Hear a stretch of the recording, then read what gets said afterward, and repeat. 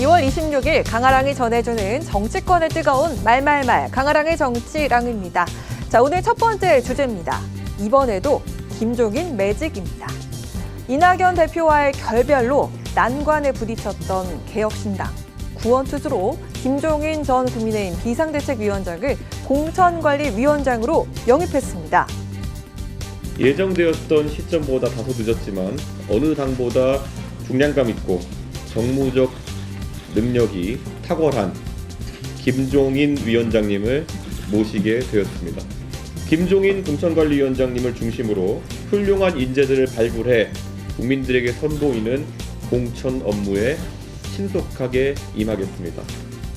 정치개혁, 경제개혁 이 두 가지가 이 개혁신당의 앞으로 지향할 과제가 되지 않겠느냐. 그래서 이러한 것들을 구체적으로 해서 국민에게 제시함으로써 자라나는 이 새로운 정치 세력의 이 씨앗이 펴나갈 수 있도록 이거를 도와주기 위해서 공관위원장의 자리를 갖다가 제가 수락을 하게 된 겁니다.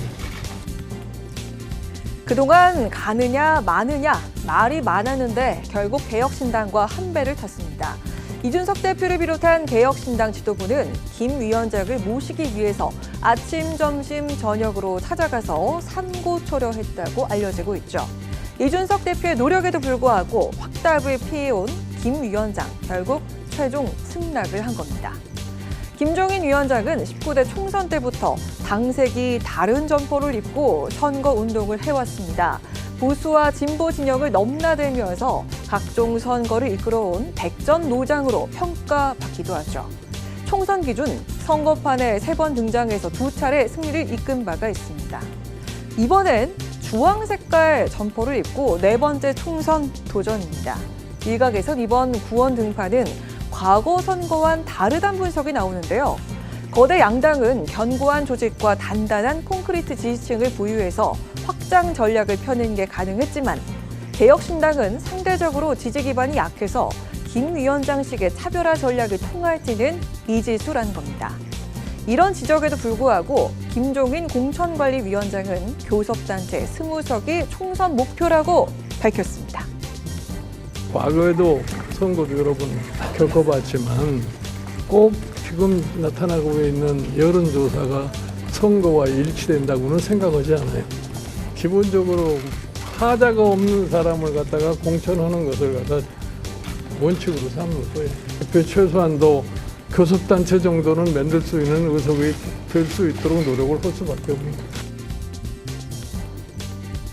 주요 선거 길목마다 여야를 오가며 중책을 맡아 해결사, 킹메이커 이미지를 갖고 있는 김종인 위원장.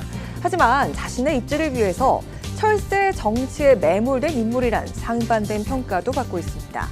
개혁신당의 공천을 이끌게 된 김종인 공천관리위원장이 이번에도 정치권 구원투수로 성공할지 관심이 쏠리고 있습니다. 두 번째 주제입니다. 튀어야 산답니다. 준연동형 비례대표제가 이번 총선에도 유지가 되면서 신당 창당이 우후죽순 이어지고 있습니다. 그 중에서도 이색 당명들이 눈에 띕니다. 자, 살펴보면요. 국민의 심판당, 금융개혁당, 특검 폐지당, 핵나라당 등 신당 상당수가 준연동형 비례대표제를 노린 만큼 당명도 선명성에 방점을 둔 것이 특징이죠. 그중 조국 전 장관이 주도하고 있는 조국 신당도 눈에 띕니다. 조국 인재영입위원장은 조국을 넣은 당명에 대해서 당 내부는 물론이고 중앙선거관리위원회와 협의 중이라고 밝혔습니다. 국민들이 조국 신당이라고 부르고 있어가지고 전혀 다른 이름을 하게 되면 국민들께서 연결을 시키지 못할 가능성이 많다는 게 저희 판단입니다. 선관위가 이제 과거 안철수 신당을 부도했던 것처럼 정치인 조국의 이름을 넣는다 이렇게 되면 허락을 해주지 않고요. 정치인 조국이 아니라 우리나라 조국 이렇게 이해되는 당명을 제출해야 됩니다. 이제 당 내부는 물론이고 선관위와 협의 중입니다. 2020년 당시 선관위는 안철수 신당의 정당 명칭 사용 가능 여부를 논의한 결과 사용 불허라는 결정을 내린 바가 있죠. 현역 정치인의 성명을 정당의 명칭에 포함하는 것은 정당의 목적과 본질에 부합하지 않을 수 있고 정당 지배 질서의 비민주성을 유발할 수 있다면서 바람직하지 않다고 밝힌 겁니다.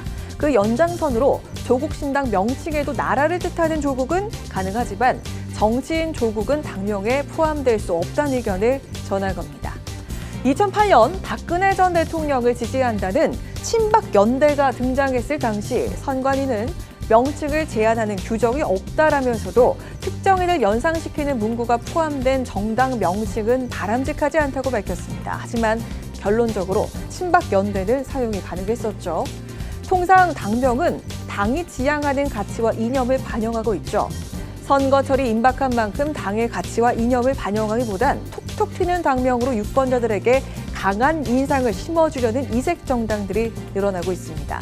22대 총선 투표용지엔 어떤 정당들의 이름이 실리게 될지 기대해 보겠습니다.